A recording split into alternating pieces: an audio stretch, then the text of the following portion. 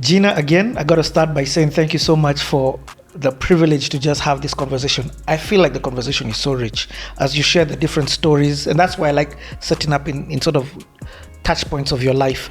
I pick up a lesson for that.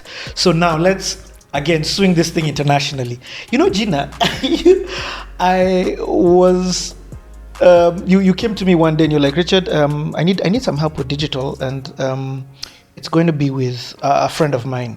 He's going to be coming down from abroad and he'll be going to somewhere in Kisumu. I'm like, cool, no problem, Gina, I'll do this. I'm like, who's the pal? I do some research on him. You're like, President Obama. I'm like, what? You're a pal of yours. That was an incredible experience. But even before Obama, Gina, you've been with Hillary Clinton, you've been with President Joe Biden, you've done, just walk us through your American president chapter. So, where do I start? Hillary. We were asked to do the AGOA conference, and Hillary was Secretary of State was coming to Kenya, and I was never a really big fan of Hillary's. I'll be honest. I just she seemed very cold, very stern, very and I was very wrong because when she came, she was warm, she was funny, and she wanted things that she needed help in finding a hairdresser. Now that wasn't part of our contract. We were there to put this conference together, but she did what girls do. Like, hey, do you know a good hairdresser? And that we bonded over a hairdresser. And she had her hair done, and the first thing she said. And did you get a hairdresser? Yep. And the first thing she said when she stood up at the conference was, Kenyans, you guys have the best hairdressers. Doesn't my hair look good? And that's how she started the conference. And so it was a little thing that bonded us. It was, the thing that wasn't actually part of the transactional stuff of the day. And she was, I had huge respect for her. Just what she's done in the area of breaking glass ceilings, and her progression, her attempt to be president of the United States. Gina, I need to stop you just to ask you this question. What is it about you that makes people, even at this level, open up even about a hairdresser to you? Do you get what I mean? Who else was she going to ask? They're just men in suits. So she's going to ask the other lady in the room whose hair looks kind of all right, Okay. But there was a warmth to her and a side to her that was like, wow, I really, I felt very bad that I had been so judgmental. I like the honesty. So yeah, she was interesting. So I, and then I sort of read her books and followed her journey, and she's an incredible woman. And I'd met her husband before. I'd met Bill Clinton before. Again, what a wonderful person. Did you meet him as president? He came here no, he didn't. I'm not sure. I think he came after he left office for the Clinton Global Foundation. But what an aura he had.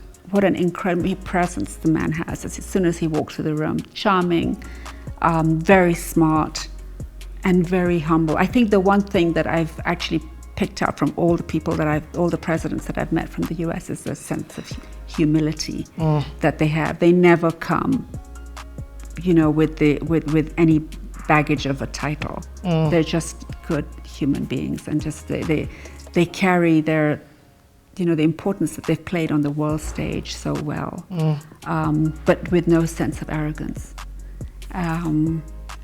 And yeah, you were part of our story with Barack. But before Barack, had you met Joe Biden? So I met Joe Biden when he was vice president. President Joe Biden, my bad. Yeah, and actually that was a very interesting time when I met him, because I was with Auma, and Auma and I had spoken only on the phone. We hadn't actually met. Auma Obama. Yeah, Auma Obama. And there's a story there which I'll go back to. But Auma came to me in the line waiting to go into KICC to meet Vice President Biden. And she said to me, you're Gina, aren't you? I said, yes. And she said, I'm Auma. And we'd spoken so much on the phone. We gave each other a big hug. And we went and sat in together. And the sort of Secret Service guy came and tapped Auma on the shoulder and said, the Vice President would like to see you at the back. And so she went to the back, and it was so sweet because her brother had sent her an iPad. And it was iPads had just come out. And it was the sweetest thing to see her come out with an iPad, and she said, look what my brother sent me, just like any other brother and sister. The fact that he was the president of the United States. And the most powerful, didn't mean a thing. She was just, my brother sent me this. It was so, I mean, for me, it was like, oh my God, this is so sweet, you know. And then, of course, we got to spend time with Vice President Biden. He's very funny. But a kindness in him that was very clear and very evident, that he was a man that cared. Were you doing that event? What had brought you to the room, or were you invited? I was invited. Okay. I was invited.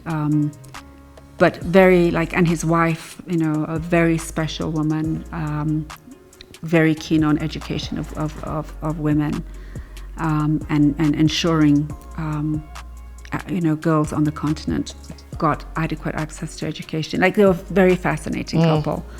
But he was ultimately very kind, and we got to spend a good amount of time with him. And I'm so, like, delighted that he's now the president of the United States, because with the number of years of experience that he brings, it can only, I mean, especially after the disaster they've had, I mean, you needed a guy like Biden, to just bring some sense of normalcy to that, to the US, and I think he will do a wonderful job. Yeah, I think he's going to be, I mean, an incredible, a transformational leader. Yep. In fact, now to move to the brother, in fact, to be honest, you had started engaging us. In fact, you and Derek went down to Sauti Kuu because you were when I went on the border. Because when you were very passionate about what Auma was doing and helping her in that.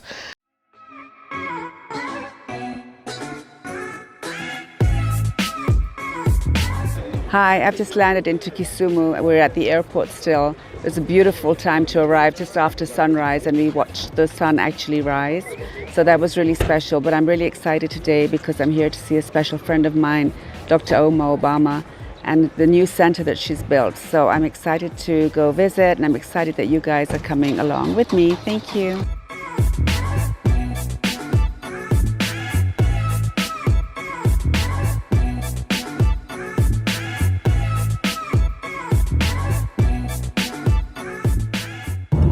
We're on our way to Alego right now, and I'm so excited because I've been trying and meaning to come up here for a long time to see the project that my really good friend Dr. Auma Obama has built. Sauti Kuu is going to just change so many lives in this area, young children, and as we all know, investing in education is so important on a continent like ours.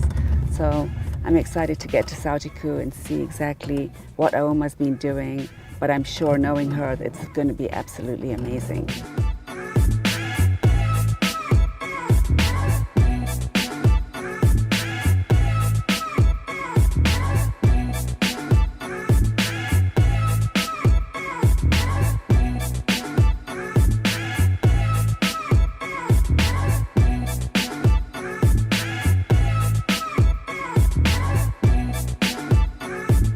So we're here, this is Sauti Kuu. Look at it, it's like it's in the middle of nowhere. And I can't believe, just from what I'm seeing from the gate here, that it's such a big center, and I'm so excited to go in and see exactly what Auma's done. I mean, but it's such a beautiful part of the country, and it just, you know, it just makes you so proud to be Kenyan and to have the privilege of living in such a beautiful country. So come on, let's go see what's happening here. Hi, how are you? Fine, thanks. Hi, Edward. Hi. How are you? Fine, thanks. How are you? Fred Mayaka. Oh yeah, hi Fred, how are you? Fine, thanks. Welcome. Oh my goodness me. You remember Lorna? You, I know you. Oh.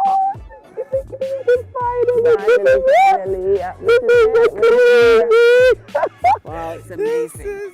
It's amazing. This is this. Hello. That's Derek. Oh gosh. Afternoon, but this one is just check out what's going on in terms of the space and what we can. It's amazing. I'm so proud of you, Thank girl. you. I really am. This is awesome. God, That's the craziness. That's what I've never. It's amazing.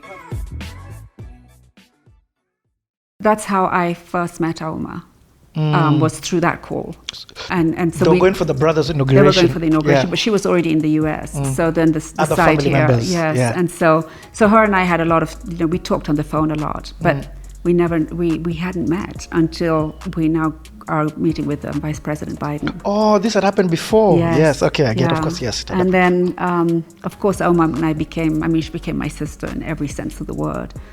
And I'm like so proud of what she's done at Sauti Cool. It's really incredible. She's an incredible person. Yep. And she sort of, she would tell me, but obviously it couldn't be public information for quite a while. Of course, yep. But of course she'd whispered in my ear, by the way, guess who's coming? And I was like, okay, wow. So I had to keep this information to myself for quite a long time. But of course went to Sauti Cool and saw the wonderful work that she had done, and just wanted to be part of her journey. And then getting people to support her, getting Masai to come and build a basketball court was wonderful. So you're the one who even connect the basketball court because Masai came down with so Masai built the basketball court. And for those who don't know who Masai is, because we're going to come and talk about the NBA. Basketball is that's a whole. Masai is an incredible, wonderful. He's the president African. of. He's the president. Well, he's the president of the Toronto Raptors. But half Kenyan. I'm very proud to say half Kenyan and half Nigerian, and just the man that. My son looks up to him because he's such not just from a professional point of view, but he's just a very good human being. I'll come back to the NBA. So now she tells you, from a PR perspective, how does that look from an event organizer? You are handling. It was a lot. So, Barack was no longer in office. There was a Trump in office, security issues. It was just a lot. But we were very lucky that everybody wanted to be part of that day. Everybody wanted to meet him.